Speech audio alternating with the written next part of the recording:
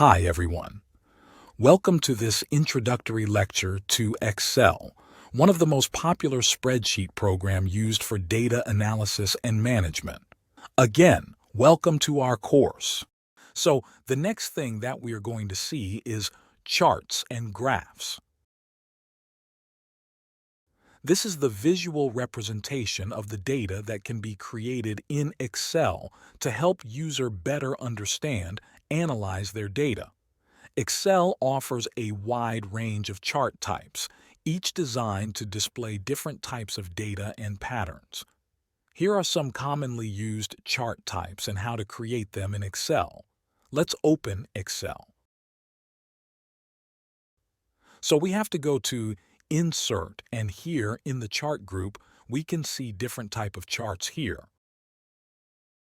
So first of all, let's see this column chart. A column chart is used to compare data across categories. And I think this is the column chart. Yeah. And these are the other charts. This is the pie chart, and it is used to show the proportion of each category in the total data set. So we will see all of these in the upcoming modules and upcoming lectures.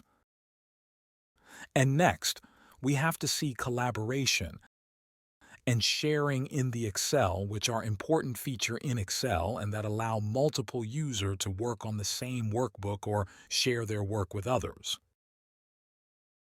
So, in a community or in a company where you are working,